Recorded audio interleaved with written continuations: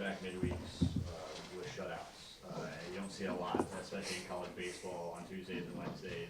How much confidence do you think that shows in the staff in general? I think it's great. Obviously, it's nice to have one like that where we weren't sweating bullets down to the last pitch. But it just kind of attributes to, I think, the depth that we have hopefully this year, and guys that are bouncing back and being able to pitch a couple times a week is nice as well. So,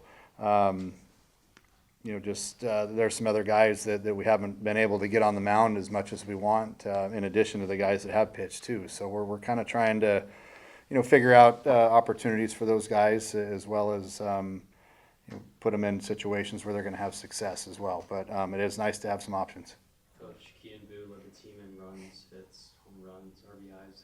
What has he meant to this team this year?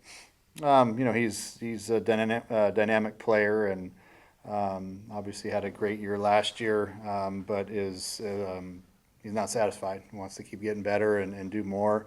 Hasn't gotten off to the hot start that he's wanted to, but today was a great step in the right direction for him. So put him up in the leadoff spot today, and he was able to respond very well. So I'm excited for him. Building off of that, you mentioned on Sunday how you felt like he needed a day. How do you think he processed that, and how do you think that benefited him for his performance tonight? Sometimes it works. Sometimes they get lucky, and that stuff works, just to kind of have a little bit of a mental reset and get back in there. And even if it's just a few innings here and there for these guys that are playing every inning of every game, sometimes when you just get a few innings off just to kind of mentally reset yourself, it can sometimes work. So I felt he needed that, and who knows, maybe I was right for a change. So, but he responded great today.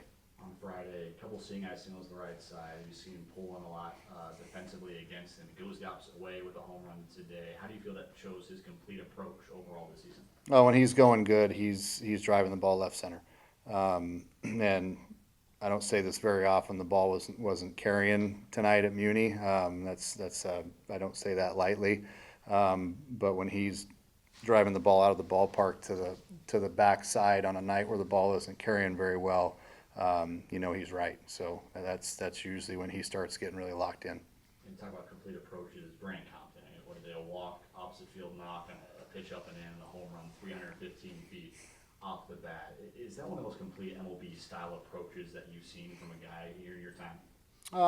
He's certainly up there, I guess. With Keishel and Joe Lampe and Ryan Campos, those guys where he's a complete player. And he just keeps getting better, which is kind of scary. He's the cool thing about Brandon is he's earned it. For any young kid out there, the weight room helps. He is a perfect example of a guy that just took a year of an injury out of his senior year of high school, coming in here as a freshman year, and redshirted, and took that year and took advantage of it. And instead of moping around, the kid just lived in the weight room and got strong, crazy strong. And if you think that doesn't help, I mean, there's the proof. He's really catapulted himself into a very special player. Coach, during the Minnesota series, you still said you need to evaluate your arms. What did you learn from the pitchers today in their shutout performance? A step in the right direction. We still we walked a few guys today, but all in all, they attacked the zone. Lucas Kelly found his little bit of a slider today, which was a big thing for him, being able to land that. Carlone threw the ball very well again. Jonah Giblin does what Jonah does. He just kind of comes in, calms the waters, and puts up zeros and gives our offense a chance to get going.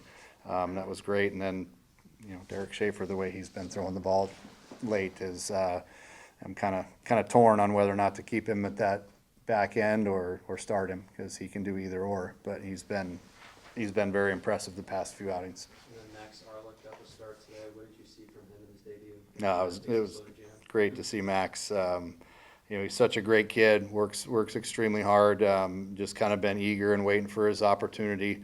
I thought it was the right time to start him and give him a shot to start, and figured that would be better than bringing him out of the pen and having him too amped up. At least he get a chance to foresee the whole day and hopefully calm himself down a little bit. And he ball came out outstanding the first inning, second inning. He got into a little bit of trouble, but was able to make some big pitches when he had to. And we got him out of there with some success. Didn't want to go much more than 45, maybe 50 pitches on him. That was probably enough for his first time out. And yeah, he was, smile on his face was priceless. So I was really excited for him. For Jonah and Cole, there's been discussions coming into the year and even throughout the season that they do have the ability to maybe be in the starting rotation at some point. Longer outings today set themselves up to possibly a guy later on this season that can be in a starting role. They're good enough to start, both of them.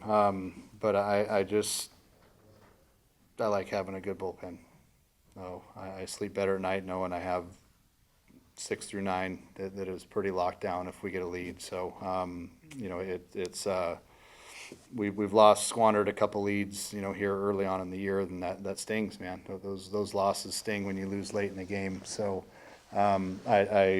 we have plenty of guys that I think can start games and open games, and with as much length as we have and as much arms as we have depth-wise, I feel confident leaving them where they're at right now. And it's not saying they're not good enough to start. They certainly are, but I think strategically using them in the right situations throughout a game are more important. Coach Beckett's average went down in the second inning. Do you have any update on where he's at? Yeah, that's a tough blow. That's a kid that's got a bright future and has been playing sparingly, but every time he's gotten in, he's just done everything we've asked him to do. Waiting for his turn, you know, a freshman to wait your turn and then get the opportunities and come in and spark us the way he has in his you know, handful of starts that he's gotten. Just hit the bag wrong. It looks like I think the initial indication that we've gotten was there was no breaks, which is positive. I think we're going to look at possibly an MRI tomorrow, though, to see if there's any soft tissue or ligament damage on that. But you know, it may be one of those high ankle sprain type things that are almost worse than a break, because they take forever to heal up and get back to normal. But that's a tough blow for us. But you know, I hope he bounces back sooner than later, because he's been a nice spark for us. Given how highly you've spoken of his character, how do you think he's going to respond in rehab from that? Beckett, this won't slow him down. He's a great kid. He's tougher than nails, and kid out of Fresno he's grew up. He's been raised right. He's a tough kid. He'll respond. You know, it's the kid that's out there in the fall that broke his thumb and was out playing with the cast on. You know, and didn't slow him down. He was making plays with the cast on his hand and wanting to play with that. So he'll respond just fine. Coach Kyle Walker came in to take his place, and he's able to lay down the bases, steal a bag. How important is it having a veteran like him that can just come in during the game? Well, I mean, Kyle's been a starter most of the year and will continue to start a significant amount of games. You know, again, this is one of those things we're just trying to mix guys in and keep everybody sharp. But to have that depth where it's him or Jax Ryan or, you know, Matt King or Beck before he got hurt, or even Camden Bates, who hasn't seen the field yet but is very capable of going out there. It's nice to have that depth and guys that have been there and done that's easy to throw them in there, and then they not only go in and fill the gap, but they also respond and have a decent day. So Walk had a couple really good at bats, base hit up the middle with an RBI, and then actually I thought he had an RBI, but then was able to work a great at bat and walk, steal a base, score a run. So those are big at bats. Final full week of non-conference play. I think Minnesota put up 20-some runs today at home in their first game. Oral Roberts has been a solid team. UNLV has won 4 separate games against top 25 opponents. How do you feel this non-conference stretch has prepared this team for this new conference inside the Big 12? Well, we'll find out pretty soon. I think you know, I've said it from day one. The first opponent we had, Ohio State. I mean, their win-loss record isn't great, but man, every game they're playing, they're in a dogfight against a good team. So I think they're a very capable team. Oral Roberts went down and beat Dallas Baptist. You know, they're a scrappy team that competes. Minnesota, you know, I told their head coach after that series, man, that they just keep battling. They don't go away. So I think just that Austin P. I still think those are the two best arms we've seen all year, was against that team. So the non-conference schedule, I think, wasn't meant to be light. It wasn't meant to be, crazy top 10 teams either, but it's definitely lets us know where we stand, things we got to work on, things we have to do to get better to be prepared for our conference. So we've faced some very good teams. How does a win like this set you guys up for your final full weekend on conference play? It was nice to be able to breathe late in the game and not have to have it come down to the final pitch like it has, I think, in just about every game we've had. So, I thought today was our most complete game, not only just because it was a shutout, but the intensity was much better throughout the entire game today. Offensively, we added on several innings. We didn't put up a huge inning, but we just continued to put runs up, which was big. Play great defense, and that's a complete game. So step in the right direction. Do you have a starter in mind for Friday yet, or are you still evaluating that? No, it'll be Ben. Okay. Ben will be Friday, and Jack will be on Saturday, and then Sunday we'll see how Jaden feels here. Probably tomorrow we'll make that determination on who's going to start on Sunday. I don't have a definite yet though for Sunday. You talked a lot about limiting strikeouts this season, only 3 today from the lineup. How does that make you feel? Good. It's one of those things that you have to put the ball in play no matter what, if you can with 2 strikes. Your first 2 are yours, the third one's for the boys in the dugout. So the fact that we're hopefully starting to take that to heart and understand that good things happen when you put the ball in play with 2 strikes. Doesn't have to always be pretty. Sometimes just touching it and putting it somewhere out there creates base runners and moves runners up and can be productive outs. So it's a big thing when we can cut down the strikeouts and force other teams to make plays against us.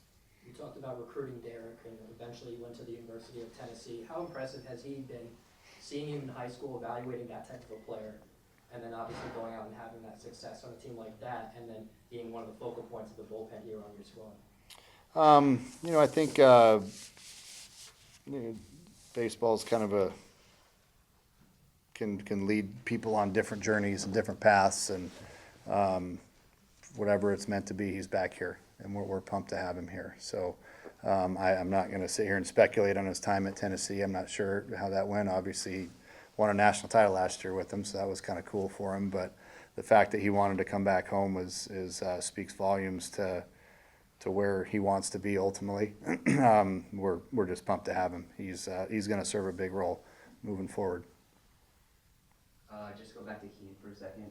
Obviously, this is his best game of the season, or one of them. Are you going to keep him in that leadoff spot, or is it going to be more of like a game-to-game type of thing? Wouldn't you keep him in the leadoff spot? I would. I mean, after today with 2 bombs, yeah, I'll probably keep him there, I think. I don't want to overthink that one. I'll probably put him back there on Friday. Thanks, Coach. You bet. Thank